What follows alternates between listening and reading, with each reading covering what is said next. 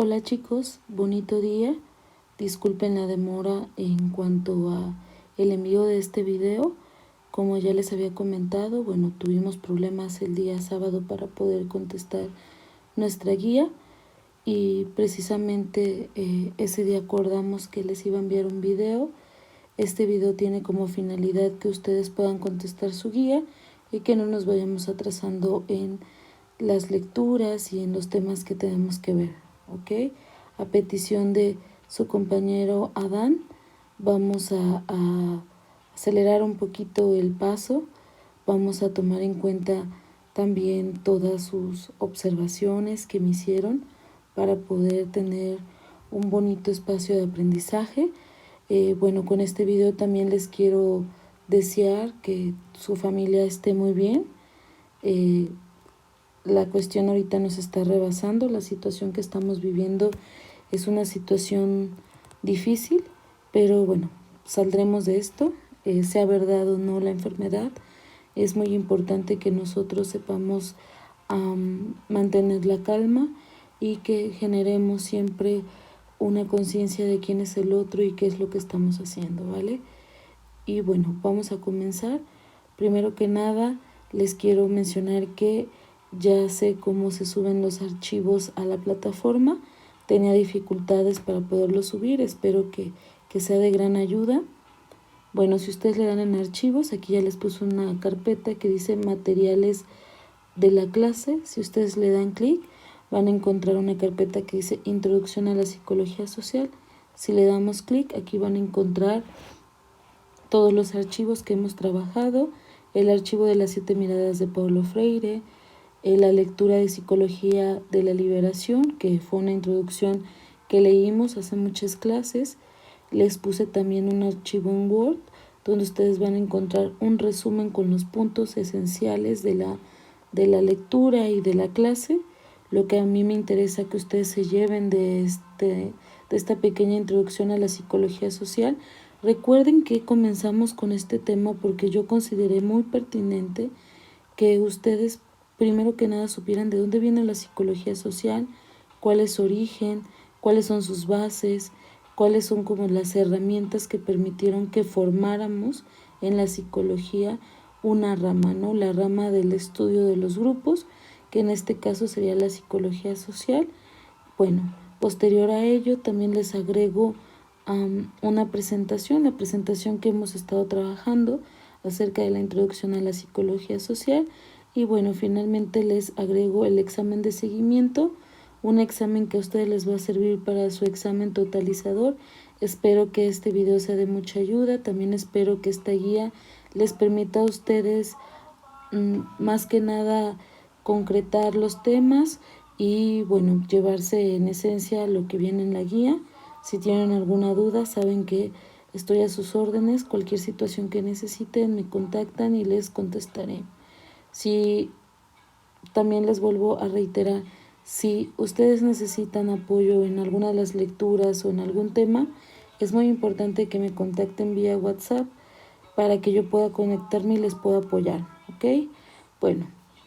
Vamos a comenzar entonces con la guía de seguimiento. Bien, vamos a la primera pregunta abierta, que habla acerca de cuál es el rol del psicólogo social. Algo que les comentaba en la introducción es que nosotros como psicólogos sociales vamos a trabajar en la generación de cambios sociales. ¿Qué quiere decir cambio? En la materia de psicología social de los grupos trabajamos un poco el cambio, vimos que el cambio es una innovación que se da dentro de los grupos que permite la transformación de conciencias, ¿no? Es muy necesario el cambio, pero para que haya un cambio debe haber un conflicto. No podemos negar, no podemos eliminar la idea de los conflictos, porque esto es lo que va a permitir que se genere un cambio. Recuerden que el conflicto puede venir del sujeto o puede venir de un grupo. Entonces sí es muy importante que se genere ese ruido, que se genere ese conflicto, esa lucha de clases, esa lucha de conciencias, para poder generar un cambio social. Si no, estaríamos hablando de un consenso, de algo que no nos permite avanzar, solamente repetir conductas, ¿ok? Bueno, entonces, ¿cuál es el rol del psicólogo social ya en concreto? El rol es formar grupos, trabajar en las comunidades donde se rescate la memoria colectiva, que en este caso la memoria colectiva tiene que ver con la historia que como grupo hemos ido construyendo, donde se pueda lograr una autogestión a través de la identificación de necesidades que nos permitan concientizar y lograr una propuesta diferente. A esto o con esto me refiero a cambio social. Entonces sí es muy importante que los sujetos tengamos en mente, bueno, los psicólogos sociales tengamos en mente que a donde nosotros lleguemos tenemos que buscar la transformación de conciencias, ¿ok? No sé si hay alguna duda, por favor me escriben. Entonces esa sería la respuesta a la pregunta número 1. Algo que no deben de olvidar es que el psicólogo social debe dejarse llevar por esta parte de cambiar la manera de pensar de las personas para que puedan cambiar su manera de vivir. Recuerden que nosotros no podemos obligar a una persona a que cambie. Nosotros le vamos a dar herramientas que le permitan transformar su pensamiento ingenuo a un pensamiento crítico, ¿no? Cuando hablo de pensamiento ingenuo, me refiero a un pensamiento que no cuestiona, un pensamiento que simplemente se queda en lo que el otro dice y repite información, ¿no? Si ustedes se van a la teoría de Platón, es lo que Platón denominaba doxa, solamente una generación de opiniones. Entonces, lo que viene a decir la psicología social es no, a ver, vamos a transformar. Si llegamos a una comunidad y detectamos que en esa comunidad hay una conciencia ingenua, vamos a cambiarla por una conciencia crítica, una conciencia reflexiva, una conciencia que le permita a ese sujeto cuestionar qué es lo que hay a su alrededor, que le permita tratar de ver cuál es su deseo. Posteriormente a generar una conciencia crítica, necesitamos generar una conciencia transformadora. ¿Qué quiere decir una conciencia transformadora? Quiere decir que el sujeto necesita modificar su estructura de pensamiento, necesita modificar ese pensamiento, digámoslo de esta manera, ese pensamiento que está tan inmerso en el discurso del poder. Entonces, una vez que el sujeto genera un pensamiento crítico, que regresamos nuevamente a la teoría de Platón, cuando hablamos de pensamiento crítico hablamos de una reflexión, una persona que reflexiona sobre qué es lo que le está sucediendo, ¿no? Eso en primera instancia, qué es lo que hay a su alrededor y demás. Eso sería en un pensamiento crítico para llegar a un pensamiento reflexivo y transformador. Cuando la persona comienza a modificar, comienza a accionar, comienza a moverse, ya estamos hablando de un pensamiento transformado o transformador. Este pensamiento, recuerden que yo se los mencionaba en clase, necesita verse a través de acciones, necesita verse a través de que el otro se mueva y no se quede quieto, no se quede esperando a ver cuáles son las instrucciones del otro. No sé si se entiende. Bueno, espero que si surgen dudas, por favor me lo puedan hacer saber. Bien, pasamos a la siguiente pregunta. Menciona cuáles son los dos campos de trabajo de la psicología social. Bueno, ustedes conocen la psicología ambiental y la psicología comunitaria. Aquí nos faltaría otro tipo de psicología. En este caso estamos hablando de campos de acción. Cuando me refiero a campos de acción, son campos donde nosotros los psicólogos nos podemos desempeñar. Hay otro campo que es más nuevo, que no se ha explorado tanto, ¿no?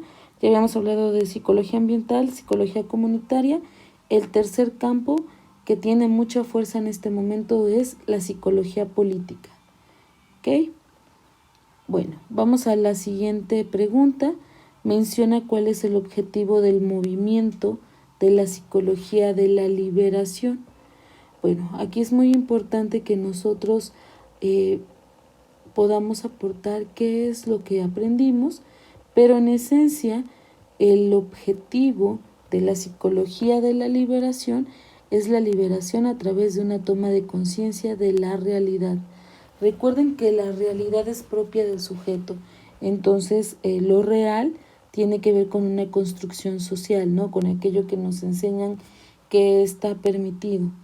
Entonces, la psicología de la liberación lo que busca es que el sujeto se haga responsable de sí mismo, que el sujeto comience a desarrollar un pensamiento crítico de cuál es el contexto en el que está inmerso. No sé si me estoy dando a entender. Vamos ahorita, por ejemplo, a poner la situación que estamos viviendo sobre, pues ahora sí que la contingencia del COVID, ¿no? ¿Cómo sería un pensamiento ingenuo? Posiblemente nos están engañando, que es una cuestión para desviar la atención a una política que van a implementar mundialmente y demás, ¿no? Ese sería un pensamiento ingenuo.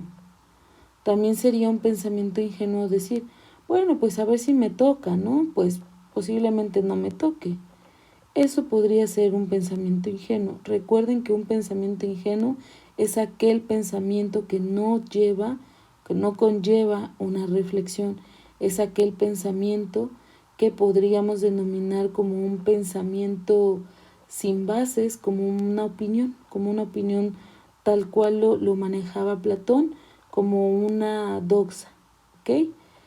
Bien, entonces ahí estamos hablando ya de una conciencia ingenua. Si nosotros nos pasamos a una conciencia crítica ante la misma situación, ¿qué es lo que vamos a decir? Bueno, sea o no verdad la enfermedad, desde el contexto social, los sujetos estamos perdiendo trabajos. Desde el contexto económico, el país está sufriendo un grande golpe. ¿En qué situación? En que los pequeños comercios están perdiendo, están cerrando las grandes empresas.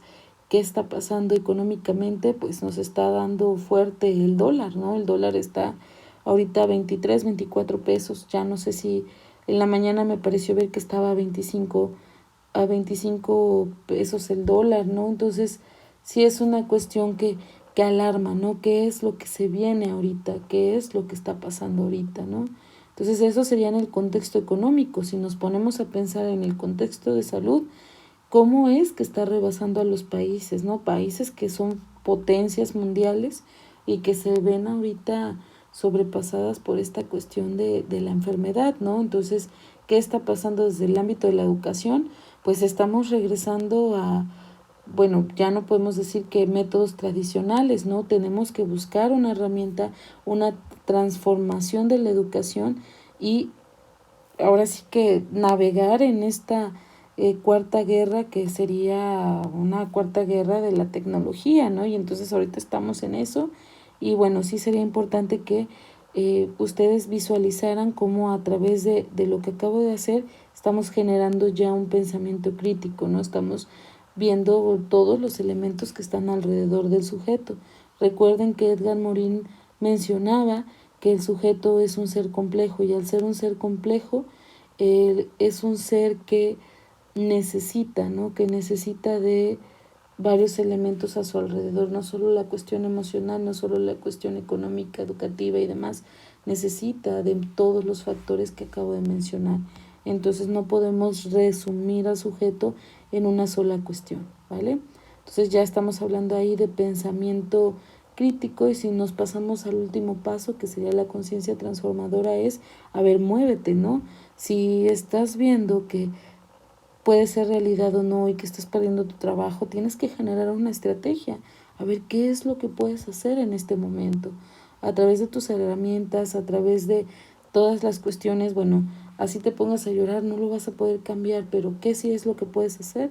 A lo mejor mantener la calma, eso ya sería una conciencia transformadora.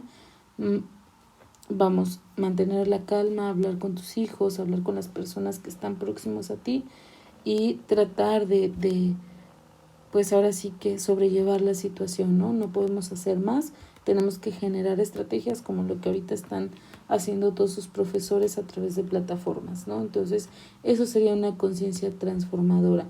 e intentar incidir en cada uno de ustedes, ¿no? Que eso ya sería la parte de la trascendencia. Espero que esto nos haya quedado un poquito más claro. Recuerden que la psicología de la liberación es una teoría que surge como un campo nuevo en América Latina. Es una teoría y práctica liberadora de las poblaciones que han sido oprimidas, que han sido marginadas, de aquellos grupos que en algún momento se les ha quitado algo, ¿vale? Ok, pasamos a la siguiente pregunta.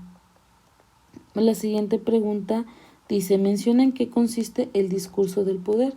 Recuerden que el discurso del poder tiene que ver con una cuestión de todo aquel discurso que nosotros hemos introyectado del contexto social, ¿no?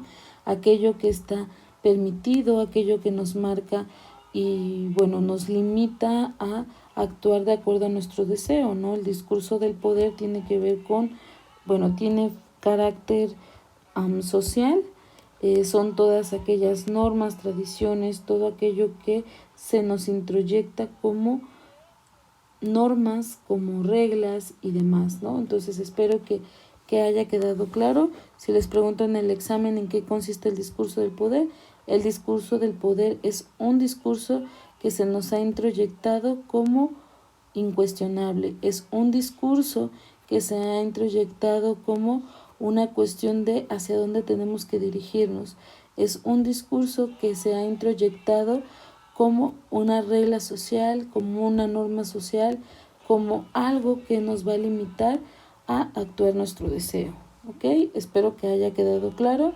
Si tenemos que poner algún ejemplo, pues les voy a poner el ejemplo que les puse en clase. Cuando somos pequeños nos enseñan qué es lo que está bien y qué es lo que está mal, ¿no? Ejemplo, a los chicos se les dice, no debes de llorar, porque si lloras vas a ser una niña, ¿no? Entonces, este chico, conforme va creciendo, sabe que si hay alguna emoción en él y de repente tiene ganas de llorar, pues es algo que no puede hacer. ¿Por qué? Porque es algo que no le es permitido. Entonces comienza a idear comienza a introyectar esta idea de que llorar es un sinónimo de debilidad. Recuerden que las mujeres están caracterizadas, que también tiene que ver con un discurso del poder, están caracterizadas como personas débiles, como personas que no tienen una fortaleza yoica, ¿vale? Así es como nos caracteriza el contexto social, ¿ok? Bien, entonces espero que haya quedado claro. Recuerden, y bueno, retomamos el ejemplo del niño. Este niño cuando crece tiende a reprimir todas sus emociones, ¿no? Entonces podemos tener adultos que les cueste manifestar una emoción, que de repente se enfermen de colitis o de repente se enfermen de la tos, se enfermen de alguna cuestión emocional porque no pueden expresar emociones, ¿no? Entonces sí es muy importante que nosotros veamos cómo se introyecta el discurso del poder y cómo éste puede repercutir en un sujeto. Ok. Menciona por qué es importante una psicología de la liberación. Como ya les había mencionado, para liberar a los sujetos, para que estos puedan generar una conciencia de la realidad, y también surge como una práctica liberadora. Entonces espero que haya quedado claro esto. Bien, siguiente pregunta. Argumenta por qué es importante que el psicólogo en formación no recaiga en una psicología ingenua. Bueno, esto lo estuvimos comentando, es muy importante que no recaigamos en una psicología ingenua.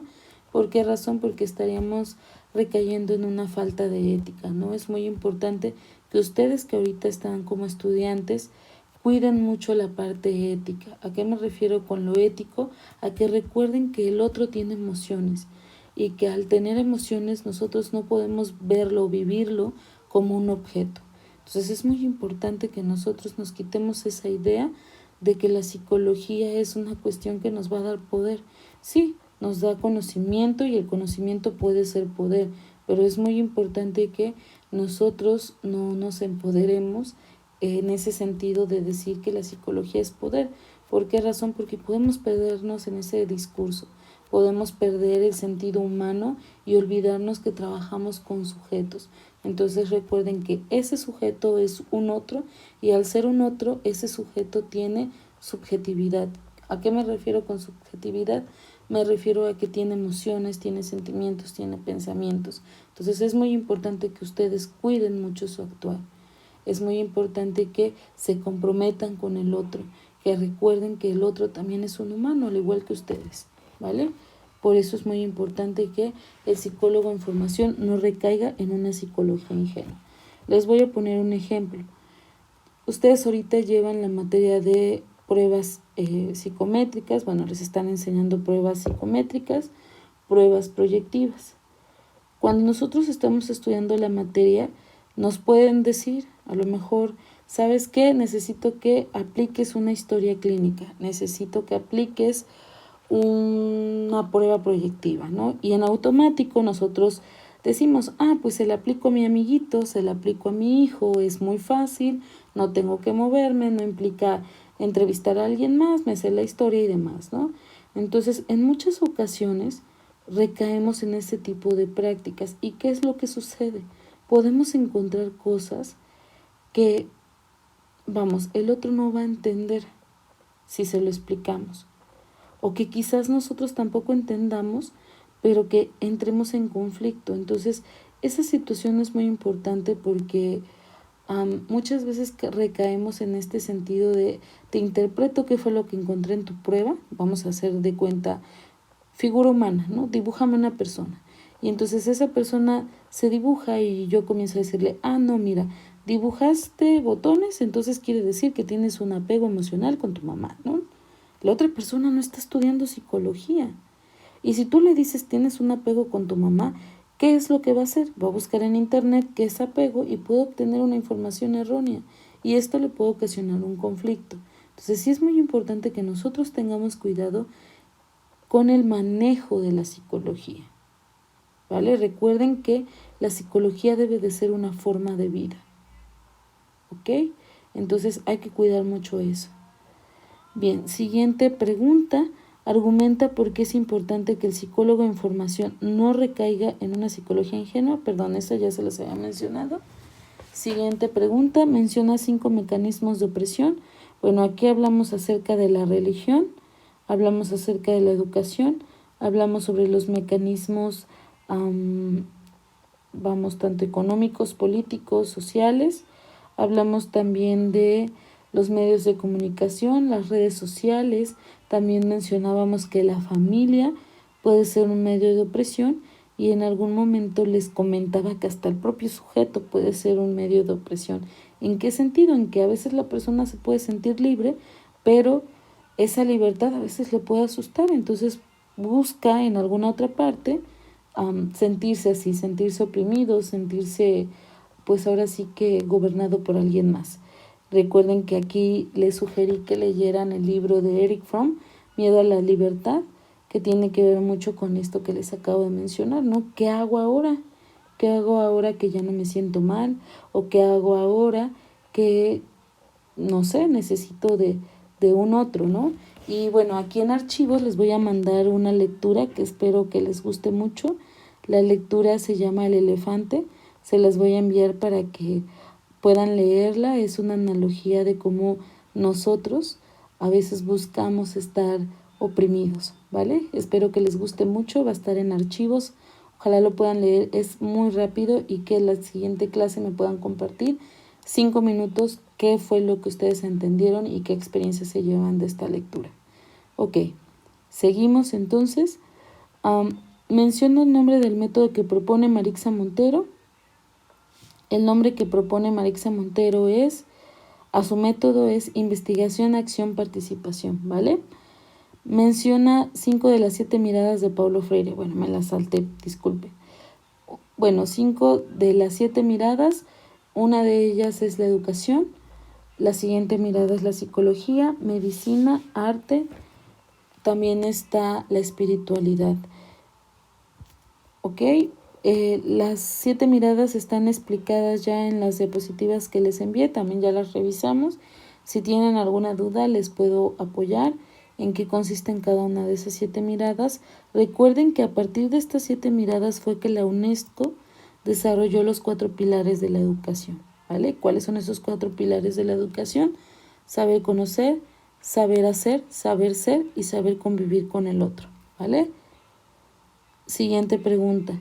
Menciona el nombre del método que propone Marixa Montero. Bueno, ya les había comentado. Investigación, acción, participación. Menciona los 3 pasos de Marixa Montero. Bueno, en primera instancia tenemos investigación. Entonces recuerden, cuando llegamos a una comunidad, llegamos y encontramos a esa comunidad con una conciencia ingenua. Les decía hace un momento que esa conciencia ingenua tiene que ver con que el sujeto no sabe, no cuestiona, no analiza, ¿vale? Eso es una conciencia ingenua. Posterior, cuando nosotros hacemos ese diagnóstico en la investigación, pasamos al siguiente paso, que sería la acción. Acuérdense, el método es investigación, acción, participación. Entonces, una vez que nosotros llegamos al siguiente paso, que sería la acción, estamos ya trabajando a través de grupos focales, a través de, no sé, de dar algún taller y demás, estamos logrando que el otro se mueva. Entonces, en el momento en que el otro se mueve, comenzamos a desarrollar en él una conciencia crítica. ¿Quién soy y qué es lo que quiero? Me tengo que salir de mi discurso del poder, me tengo que salir de aquello que me enseñaron que era la realidad o que era lo real. Entonces tengo que construir mi propia realidad. ¿Cómo lo voy a hacer? A través de un análisis reflexivo, ¿vale? Y finalmente sería la participación, cuando el sujeto comienza a modificar su pensamiento y con ello comienza a modificar su conducta. ¿Cómo lo va a hacer? A través de ser un agente de cambio, llevando esta información a alguien más o tratando de modificar desde sus espacios algunas cosas. Recuerden que desde el momento en el que ustedes hacen que el otro se cuestione, ya estamos generando un cambio, ¿vale? Porque ya estamos ocasionando un conflicto, entonces ya lo estamos moviendo, ¿ok? Bien. Vamos a la última pregunta. Menciona en qué consiste la psicología de la liberación para Paulo Freire.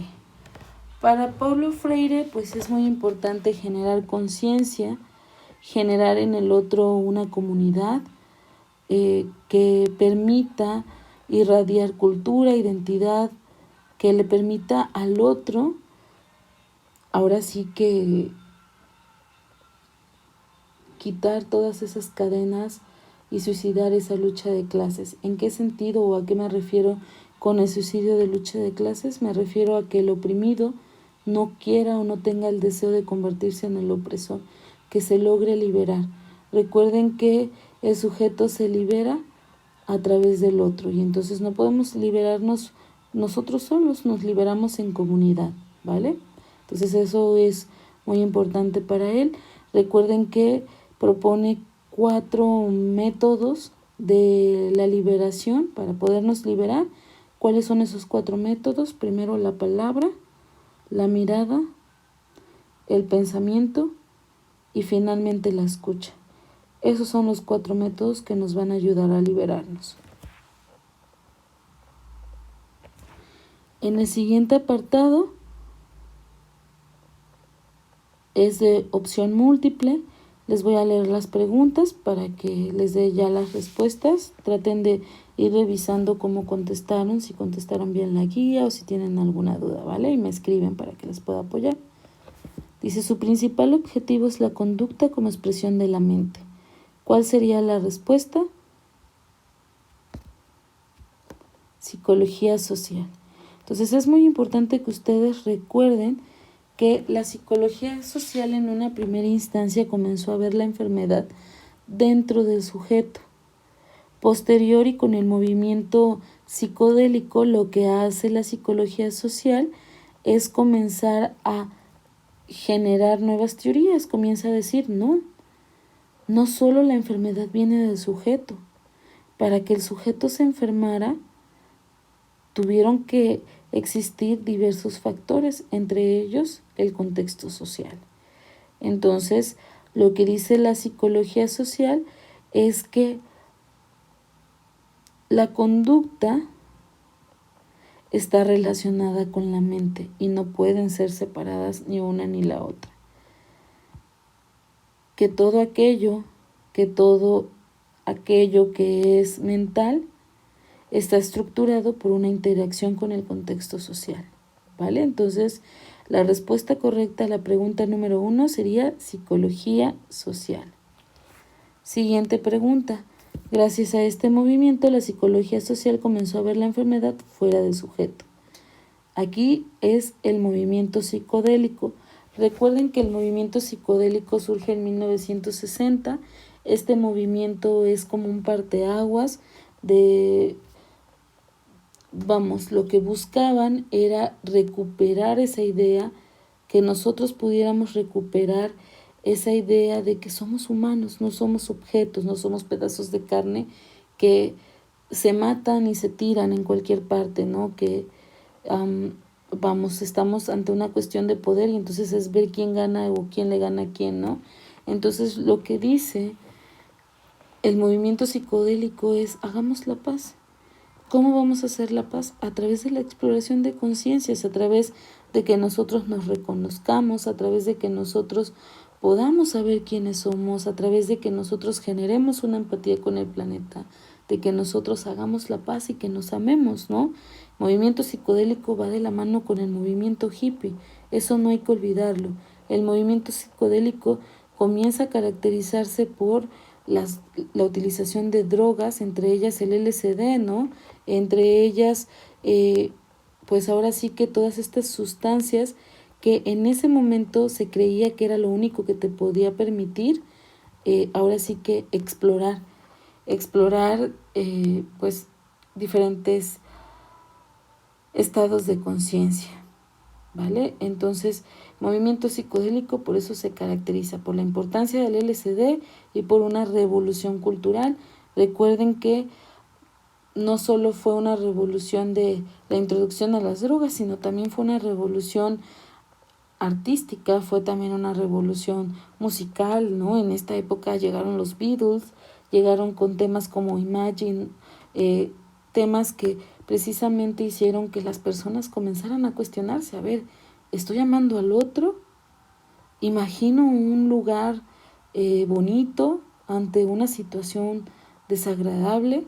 Entonces son como todas estas cuestiones que tanto la parte musical como cultural vinieron a hacer una revolución en toda la sociedad de esa época, ¿vale?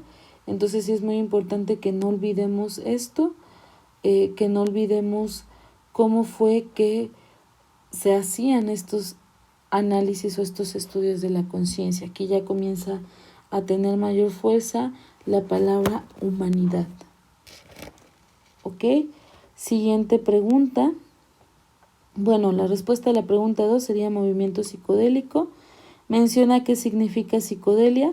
Psicodelia significa manifestación del alma. ¿Cómo manifiesto mi alma? A través de la poesía, a través de la música, a través de los colores, a través de estados de conciencia, a través de las drogas, ¿vale? Entonces, los medios que ellos desarrollaron en esa época, precisamente, pues son todos estos que acabo de mencionar, ¿no? La música, el arte, la poesía y demás, ¿no? Entonces era la manera en que ellos podían expresar quiénes eran, ¿no? Recuerden que alma debe ser entendida como esencia, lo que hace único al sujeto e irrepetible.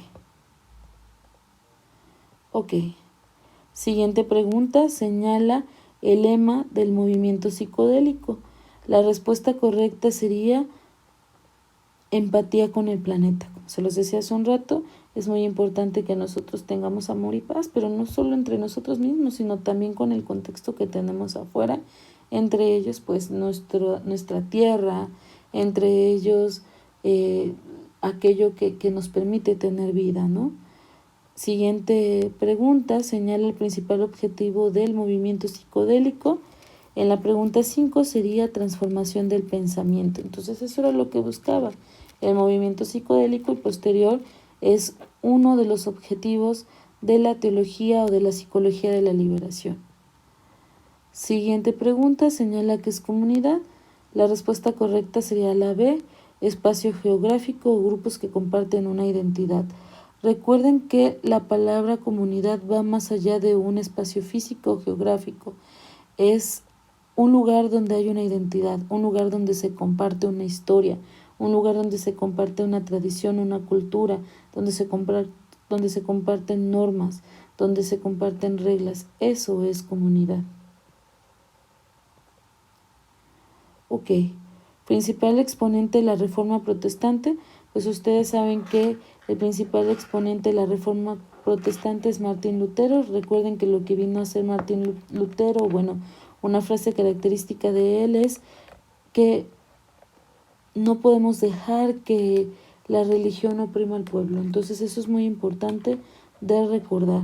Martín Lutero no vino a decir que la religión no servía, ¿no? Al contrario, él lo único que quería es que se interpretara la idea de Dios como un ser que libera, como un ser que ama, como un ser que pide paz, ¿no? No como un ser que castiga. Eso es precisamente lo que buscaba Martín Lutero con su reforma protestante. Bien. Siguiente pregunta, año en que surge la psicología de la liberación. Me saltó una pregunta. Señala el creador de la frase, no puede ser que la religión oprima al pueblo. Bueno, pues ya sabemos que fue Martín Lutero. Ok, siguiente pregunta, año en que surge la psicología de la liberación. El año en que surge es en 1960. En 1968 se elabora el libro de pedagogía del oprimido. Entonces, para que no se me vayan a confundir, ¿vale? El movimiento de la psicología de la liberación no comienza con Paulo Freire, comienza con Martín Baró. ¿Ok? Entonces es en 1960. Siguiente pregunta, la pregunta 10, señala el creador de la frase, existen elementos del pasado que te llevan a la liberación. Ya conocemos a Martín Baró, recuerden que Martín Baró es español, pero todo su trabajo lo vino a hacer aquí en América Latina. A él se le reconoce como el padre de la psicología de la liberación. ¿Qué fue lo que intentó hacer Martín Baró? Martín Baró lo que intentó hacer precisamente es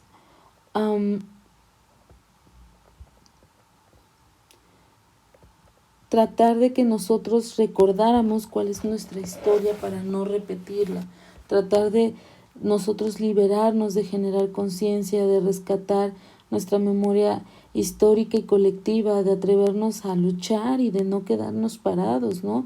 Generar una conciencia de cómo estamos siendo oprimidos. Eso es precisamente lo que busca Martín Baró en El Salvador. Busca levantar en armas al pueblo para que se vayan ahora sí que en búsqueda de esa libertad, ¿no? Es un poquito complicado, pero en ese tiempo pues sí funcionó en el sentido de que pues ya las personas tuvieron la oportunidad de acceder a la educación, también comenzaron a creer en sí mismos, empezaron a empoderarse esas poblaciones que estaban siendo marginadas, y también desde el ámbito de la psicología propone precisamente que los psicólogos dejemos esa idea de generar solo ciencia por generar y de tratar de ver que el otro tiene una vida, ¿no? Tratar de modificar ese pensamiento ingenuo de que nosotros tenemos poder a través de la psicología. Ok. Siguiente punto, señala al creador de la frase, antes de tocar los miedos del otro, primero debo tocar tus propios miedos.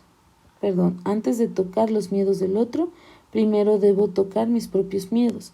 ¿A qué hace referencia con esto? Bueno, el autor de esta frase es Paulo Freire. Recuerden que lo que dice Paulo Freire es que es muy importante que para el educador, recuerden que hay dos figuras, educando y educador. Para él es muy importante que ambos entren en un proceso de aprendizaje.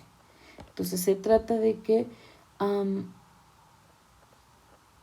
el educador primero tenga en mente una de las miradas, la mirada del arte, ¿no?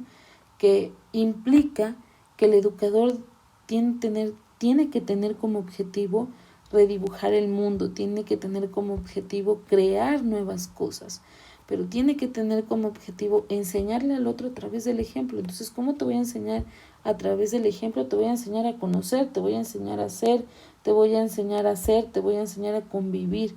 Eso es lo que necesito, prepararte para la vida, potencializar todas tus virtudes, todo lo que tú tienes, para que puedas interactuar en esa comunidad y trates de liberarte de ese discurso del poder. Eso es de lo que habla Paulo Freire. Vamos a decirlo así, en conclusión, ¿no?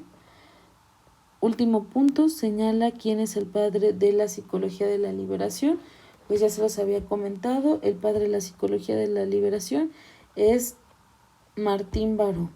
Aquí sería la respuesta de la letra D, nada más que yo me equivoqué y le puse Martín Lutero, ¿vale? No me di cuenta que era Martín Baró, me equivoqué ahí, entonces sí les pido que lo cambien. Y bueno, ya a grandes rasgos eso sería todo lo de la guía. Si acaso lo único que agregaría es que rescatemos un poquito más lo que intentó hacer Paulo Freire, ¿no? Recuerden que Paulo Freire llega a las comunidades de grupos que han sido marginados, de grupos que han sido excluidos, que no se les ha apoyado en específico a los pobres. Entonces lo que intenta él es precisamente alfabetizar. Entonces te voy a enseñar a leer, te voy a enseñar a que generes un pensamiento crítico, a que no te dejes llevar por esa conciencia ingenua de hacer lo que el otro te dice sin cuestionar. Entonces, lo que intenta hacer Paulo Freire a través de la alfabetización es enseñarles a pensar, enseñarles a defenderse, a liberarse. Esto es lo que hace él. Y desde la parte educativa comienza a decir, necesitamos eliminar esa idea de que la educación es una educación bancaria. El sujeto no solo va a las escuelas a esperar a que les transmitamos información. El sujeto va a transformarse, pero para que él se transforme necesitas transformarte tú, necesita transformarse todo el sistema educativo, necesitan transformarse las escuelas. Es un proceso dialéctico donde se necesita el trabajo de todas las partes, y eso es algo que no hacemos. Si ustedes se ponen a analizar, eso no sucede en las escuelas. Entonces, lo que dice Paulo Freire en una de las miradas, en la mirada espiritual, es que nosotros debemos aprender a hacer, como él lo dice, ¿no? Necesitamos cuestionar hasta aquello que es incuestionable, ¿no? Es necesario que nosotros podamos liberarnos de esa idea que la iglesia es una iglesia, digámoslo de esta manera, ¿no? Una iglesia que aprisiona, una iglesia que una iglesia que es bancaria, porque nos enseñan a ver a Dios como algo bancario, como algo que se tiene que seguir tal cual, y entonces no lo puedes cuestionar, y entonces si no lo cuestionas estamos diciendo que Dios es bancario, porque lo único que estamos haciendo es repetir la información, no lo estamos interpretando desde como nosotros lo entendemos. No sé si me estoy dando a entender. Entonces él lo que dice es, eliminemos esa idea de que la religión no se puede cuestionar, porque entonces estaríamos hablando de que Dios es un ser bancario, un ser que no nos permite ser lo que nosotros somos, ¿vale? Entonces hay que eliminar esa idea. Bueno, chicos, espero que esta pequeña presentación les apoye a contestar la guía. Quedo a sus órdenes si hay alguna duda. Espero que haya servido y que no sea, bueno, sí hubo en algunas preguntas donde me fui. Espero que, sea entendible. Si tienen algo de duda, escríbanme y trato de hacerlo más claro, ¿vale? Quedo a sus órdenes, que tengan una linda noche y espero verlos pronto, de verdad que los extraño mucho. Cuídense y que sean muy felices el día de hoy.